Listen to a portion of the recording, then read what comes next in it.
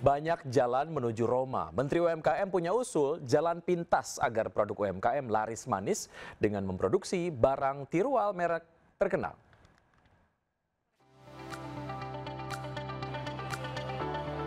Usaha mikro kecil dan menengah atau UMKM masih menjadi primadona negeri ini untuk menggenjot perekonomian rakyat. Berbagai cara dilakukan agar sektor ini tidak layu, salah satunya usulan mengejutkan yang datang dari Menteri UMKM Maman Abdurrahman. Khawatir dengan maraknya barang impor tiruan yang disebut produksi dari sentra tas Tajur dan Bogor, Maman mengusulkan agar pelaku usaha lokal memproduksi tas bermerek tiruan atau KW. Usulan dari Menteri Maman ini membuat heboh terutama dunia jagat maya.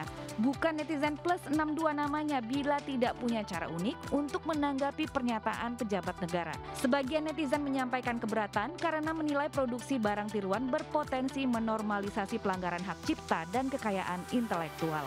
Namun sebagian penduduk internet lainnya menunjukkan kebingungan mereka dengan usulan itu. Netizen kemudian ramai-ramai mengunggah hasil produksi tas mewah tiruan dengan merek yang diplesetkan.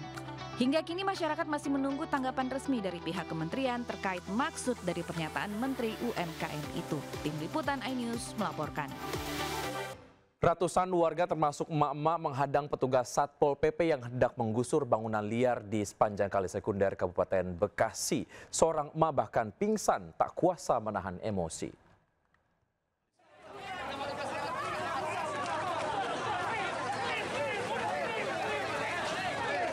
Puluhan warga dan petugas Satpol PP bentrok saat eksekusi penggusuran bangunan liar di sepanjang bantaran Kali Sekunder Cikarang Utara Kabupaten Bekasi, Jawa Barat.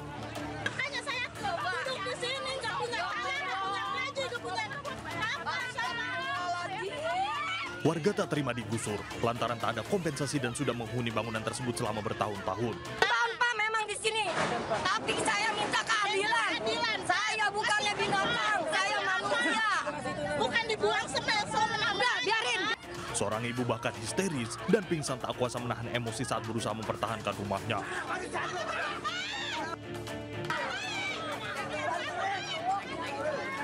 Meski warga menolak, pembongkaran bangunan liar terus berlanjut.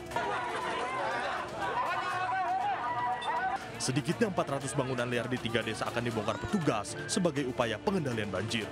Pemkab Bekasi akan menormalisasikan anak kali Cilemah Abang dan mengembalikan fungsi lahan sebagai ruang terbuka hijau. Dari Kabupaten Bekasi, Jawa Barat, Didi Junaidi, iNews melaporkan. Siang ini kami akan mengajak Anda untuk makan siang sambil ngopi di tempat yang nggak biasa ya. Silakan memakai kemeja yang rapi dan sepatu pantofel terbaik Anda karena kita akan bersantap di Cafe Istana Merdeka. Bila Anda beruntung, Anda bisa berpapasan dengan menteri-menteri, bahkan presiden. Berikut laporan Camar Henda dari Merdeka Lounge, Istana Jakarta.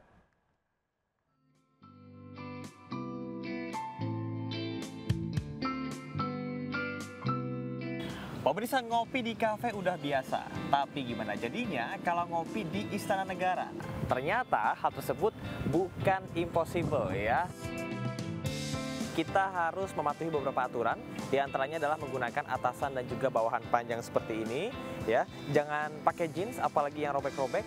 Terus juga jangan lupa bawa kartu identitas atau KTP atau semacamnya untuk nanti ditukarkan untuk kartu akses masuk tamu. Ya. Dan di akses tamu masuknya dan kita akan langsung ke Merdeka Lounge. Yuk.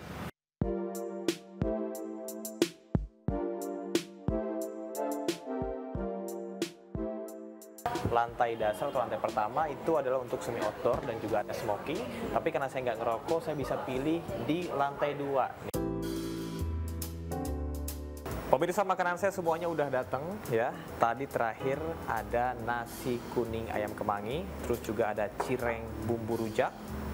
Terus yang paling saya tunggu-tunggu, ini dia tahu telur Surabaya dan juga minumnya ya, Mango Yakult. Ini kalau misalnya saya lihat ya, untuk dapetin semua makanan ini harganya cuma 96.000 ya. Kalau misalnya kita bandingin sama kafe-kafe Jaksel, ini mungkin kisaran 150 sampai dengan 250.000. Affordable banget. Aci digoreng ya dengan bumbu rujaknya. Ya, ini dia tahu telur Surabaya. Ini ada telur, terus digoreng sama tahu, ya, sama bumbu kecap dan juga bumbu kacang. Main dish kita hari ini ada nasi kuning ayam kemangi. Yang paling saya notice adalah wangi kemanginya ya.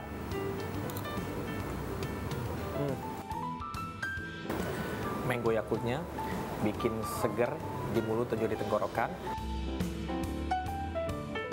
Bagi pemirsa yang ingin ke Merdeka Lounge dan menikmati suasana Istana Negara bisa datang dari Senin sampai Jumat pukul 8 pagi sampai dengan 17.00 waktu Indonesia Barat ya. Dan kapan lagi bisa ngopi sambil menikmati suasana Istana Negara dan barangkali bisa ketemu sama menteri bahkan presiden. Dari Jakarta, Camar Haenda dan Mario Caksono melaporkan. Pemirsa, hati-hati jika ada lowongan pekerjaan ke Kamboja. Hampir 100 WNI tertipu gaji besar, padahal kerja di perusahaan penipuan online. Mereka kabur hingga terjadi kericuhan.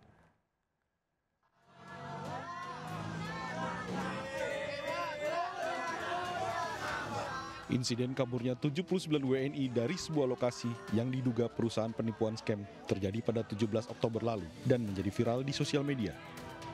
Sebagian besar dari mereka berhasil diamankan oleh pihak kepolisian setempat, sementara beberapa lainnya dilarikan ke rumah sakit di kota Cheritum, Kamboja untuk mendapatkan perawatan. Kasus ini menjadi sorotan akibat maraknya praktik perekrutan tenaga kerja Indonesia ke luar negeri melalui tawaran kerja palsu. Modus yang digunakan umumnya menjanjikan gaji tinggi, namun korban justru dijebak untuk bekerja di perusahaan yang menjalankan aktivitas penipuan daring. Sementara, Direktur Perlindungan WNI Kementerian Luar Negeri, Juda Nugraha, menjelaskan benar adanya insiden kaburnya 97 WNI di mana 86 orang telah berada di kantor polisi kota Cheritum, sementara 11 orang lainnya dirawat di rumah sakit. Selain itu, KBRI Phnom Penh juga telah memberikan bantuan logistik dan pendampingan hukum bagi para WNI. Tim Liputan iNews melaporkan. Akibat gangguan sinyal, penumpang KRL jurusan Parung Panjang Tanah Abang dan sebaliknya jadi terlantar. Kepadatan penumpang makin menjadi-jadi karena gangguan terjadi saat jam berangkat kerja.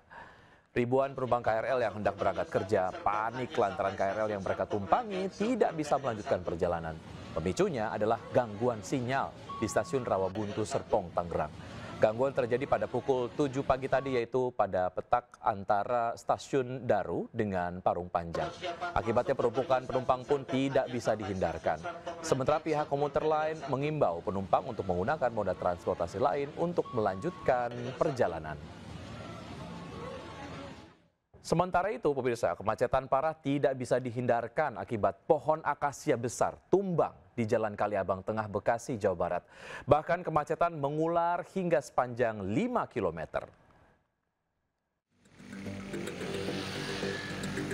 Pohon akasia besar ini tiba-tiba tumbang dan menutup akses Jalan Kaliabang Tengah, Bekasi Utara. Akibatnya, kendaraan roda 4 tidak bisa melintas. Sementara kendaraan roda 2 bisa melintas, namun harus melalui celah dahan pohon secara bergantian. Sementara kendaraan lainnya memilih memutar balik dan mencari jalan alternatif. Warga mengaku tumbangnya pohon saat kondisi jalan sepi sekitar pukul 4 pagi tadi. Petugas yang tiba berusaha mengevakuasi pohon dengan memotong bagian-bagian batang dan dahan pohon yang menutup akses jalan. Diduga pohon tumbang karena adanya pembakaran sampah tepat di bagian akar yang menyebabkan batang rapuh. Akibat tumbangnya pohon ini, akses jalan dari arah Bekasi menuju Jakarta dan sebaliknya macet hingga sepanjang 5 km. Karena kejadian ini bertepatan dengan waktu aktivitas warga yang akan menuju ke tempat kerja dan sekolah. Dari Bekasi, Jawa Barat, Rahmat Hidayat, iNews melaporkan. Petir tiba-tiba menyambar pada siang hari hingga menyebabkan atap ruang kelas ambruk di Legok, Kabupaten Tangerang, Banten. Seluruh siswa pun panik karena peristiwa terjadi saat jam pelajaran tengah berlangsung.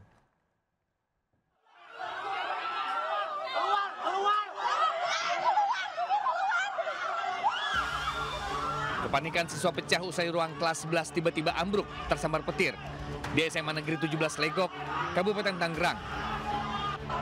Bahkan beberapa siswa ada yang histeris dan langsung berhamburan keluar kelas, takut tertimpa runtuhan atap. Beruntung tidak ada siswa yang terluka. Sebelum kejadian, sekolah tengah dilakukan renovasi bangunan. Namun tiba-tiba hujan deras dan angin kencang menerjang. Saat petir menyambar atap ruang kelas 11 langsung ambruk. Disusul angin kencang yang membuat reruntuhan atap kelas berterbangan. Saat ini, atap ruang kelas segera diperbaiki dan kegiatan belajar mengajar dipindahkan ke ruang kelas lainnya. Dari Kabupaten Tangerang, Banten, Aimarani, iNews melaporkan.